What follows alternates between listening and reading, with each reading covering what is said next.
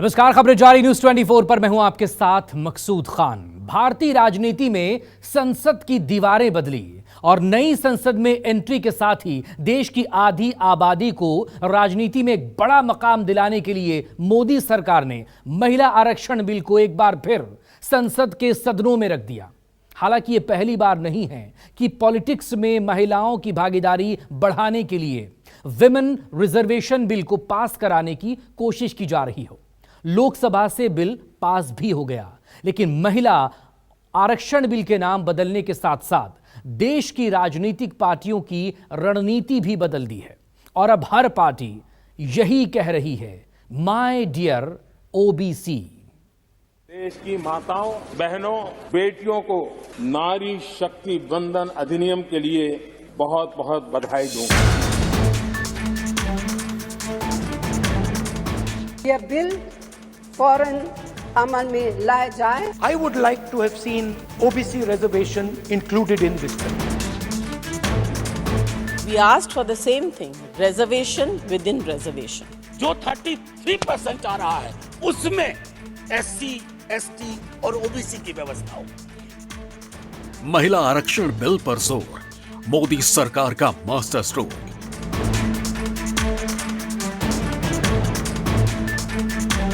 संसद में इंडिया को हुई टेंशन, कांग्रेस ओबीसी का क्या कनेक्शन?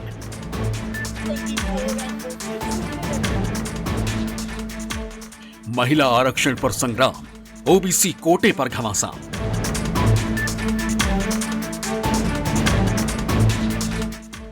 राजनीति में महिलाओं को उनका हक दिलाने के लिए संसद पटल पर रखा नारी शक्ति वंदन बिल कानून की शक्ल लेने की तरफ बढ़ रहा है, लेकिन 27 साल से संसद की फाइलों में धूल फांक रहे इस बिल ने आज की राजनीति में कई नए मोड़ ला दिए। 2024 के चुनाव से पहले बिल के शोर ने पार्टियों के बीच पॉलिटिकल फाइट को बेहद रोचक बना दिया। मोदी सरकार को उम्मीद थी कि सत्ता को चैलेंज करने के लिए बनी इंडिया गठबंधन को उनका महिला आरक्षण बिल परेशान करेगा, लेकिन कांग्रेस पार्टी शुरू से ही इस बिल को अपना बताकर उसके हक में थी। लेकिन इंडिया अलायंस में शामिल समाजवादी पार्टी, आरजेडी और जेडीयू हमेशा से ही इस बिल के खिलाफ खड़ी हुई है। लेकिन इस बार कांग्रेस पार्टी ने अपना स्टैंड बदलकर इंडिया अलायंस का साथ भी दिया और बाकी सहयोगियों के माथे पर बल भी ला दिया। दरअसल सोनिया और राहुल का संसद में ओबीसी आरक्षण और जातिगत जनगणना की मांग करना ही इंडिया गठबंधन के घटक दलों के लिए टेंशन की वजह है। इंडिया गठबंधन में शामिल समाजवादी पार्टी हो या आरजेडी या जेडीयू, इन पार्टियों की सियासत का आधार ही ओबीसी रहा है। जनता दल से टूटकर जितनी पार्टियां बनी, ज्यादातर का वोट बेस ओबीसी ही रहा। पीएम मोदी के राष्ट्रीय राजनीति में मजबूती से उभरने के बाद ओबीसी में इन पार्टियों की पकड़ कमजोर हुई, जिसका नतीजा 2014 चुनाव के बाद कई राज्यों के नतीजों में भी झलकता है। 2024 चुनाव से पहले समाजवादी पार्टी हो या आरजेडी या जेडीयू, जातीय जनगणना की मांग को लेकर लगातार अपनी मांग को मजबूत कर रहे हैं। कर्नाटक चुनाव में जातीय जनगणना के मुद्दे से कांग्रेस को भी विनिंग फॉर्मूला मिल गया। राहुल गांधी ने हर कार्यक्रम में जातीय जनगणना का मुद्दा उठाया, जो कामयाब भी रहा। पार्टी इस दाव के सहारे कर्नाटक में ओबीसी दलित का नया समीकरण गढ़ने में सफल रही और नतीजा पूर्ण बहुमत की सरकार के रूप में सामने आया। कर्नाटक के बाद मध्य प्रदेश से लेकर राजस्थान और अन्य राज्यों तक कांग्रेस के नेता लगातार जातीय जनगणना का मुद्दा उठा रहे हैं और कांग्रेस की यही रणनीति महिला आरक्षण बिल के जरिए संसद में भी नजर आई। भारतीय राष्ट्रीय कांग्रेस की मांग है कि यह बिल फौरन अमल में लाया जाए, लेकिन इसके साथ ही कास्ट सेंसस कराकर शेड्यूल ट्राइब, ओबीसीज की महिलाओं के आरक्षण की व्यवस्था की गई। There is one thing in my view that makes this bill incomplete. I would like to have seen OBC reservation included in this bill. 33% महिलाओं के आरक्षण में ओबीसी को अलग से आरक्षण किया जाए, ये सब इसको कमंडल पार्ट 2 के रूप में देख सकते हैं। लोकसभा का चुनाव 6 महीना बाद होने वाले हैं भारतीय जनता पार्टी के हिंदुत्व की धार को कमजोर करने के लिए इंडिया गठबंधन ने ओबीसी का एक मजबूती से स्टैंड लिया। आज भविष्य में जैसे जैसे चुनाव नजदीक आएगा आप देखेंगे कि ये कमंडल पार्ट 2 की राजनीति और तेज होगी। अब सवाल ये भी उठ रहा है कि कांग्रेस पार्टी के राहुल गांधी और सोनिया गांधी के द्वारा संसद में ओबीसी की बात करने से क्षेत्रीय पार्टियों को क्या परेशानी हो सकती है। बिल्कुल इन बड़े चेहरों के द्वारा ओबीसी का मामला उठाना और जातीय जनगणना की बात करना ये एक संकेत देता है कि कांग्रेस पार्टी अब ओबीसी की राजनीति में उतरने वाली है। जाहिर तौर पे ये एक अलग मुद्दा हो सकता है कि ओबीसी वोट बैंक में कांग्रेस पार्टी कितना सेंध लगा पाएगी, लेकिन ये बात तो तय है कि ओबीसी पॉलिटिक्स की बुनियाद पर खड़ी इंडिया गठबंधन की सहयोगी पार्टियां आरजेडी और समाजवादी पार्टी के लिए ये एक अच्छा संकेत नहीं है। पीएम मोदी के चेहरे के सहारे बीजेपी ने ओबीसी वोट बैंक में मजबूत सेंध लगाई और कई चुनावी सर्वे रिपोर्ट्स के मुताबिक दूसरी पार्टियों से ज्यादा ओबीसी समर्थन हासिल करती नजर भी आई।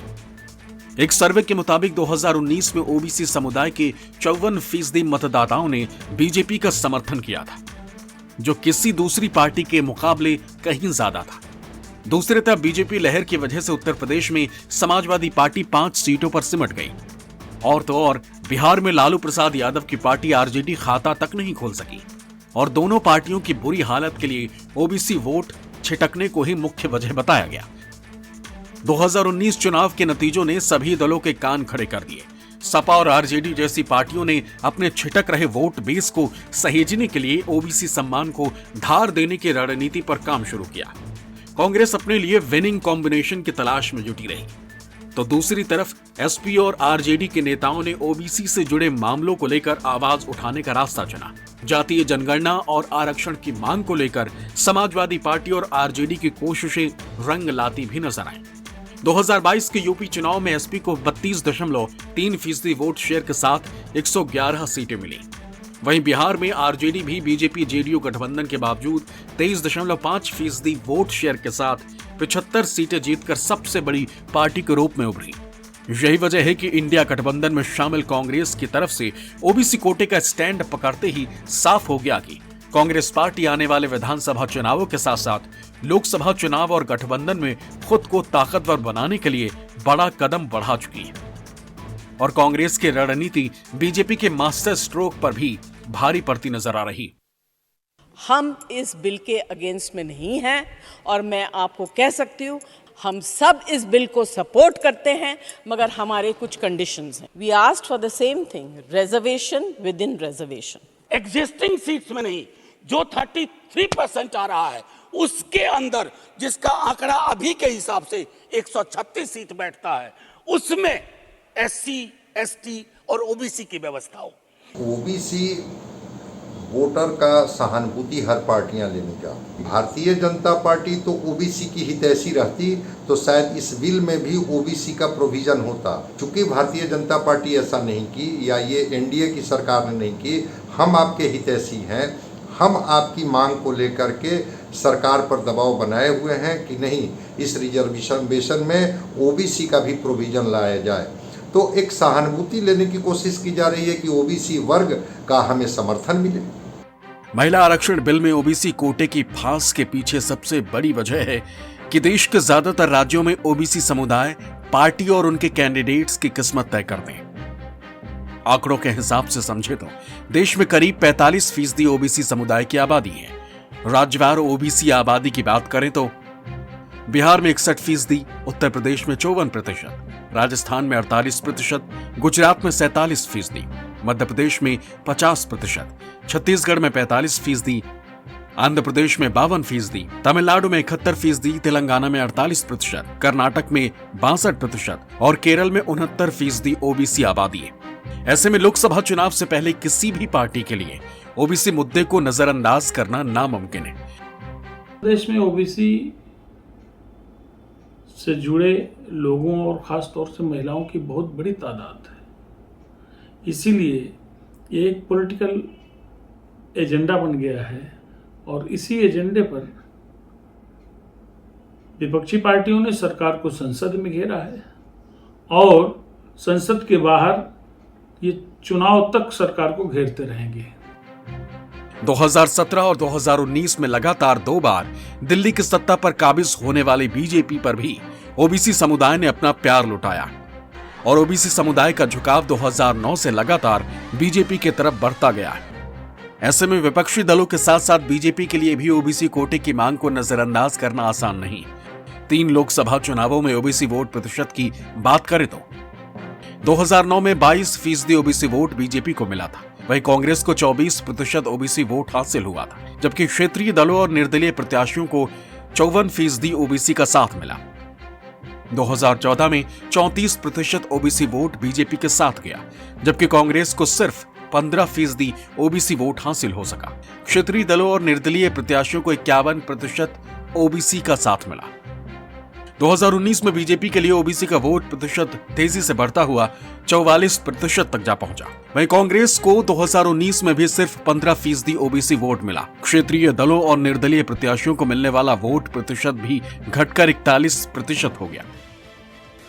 2023 में 5 राज्यों के विधानसभा चुनाव, 2024 में लोकसभा के चुनाव और 9 राज्यों के विधानसभा चुनाव तय हैं। ऐसे में हर पार्टी हर समुदाय को साधने की तैयारी कर रही है और महिला आरक्षण बिल के साथ ओबीसी समुदाय का हितैषी बनने की होड़ शुरू हो चुकी है। Bureau report, news 24।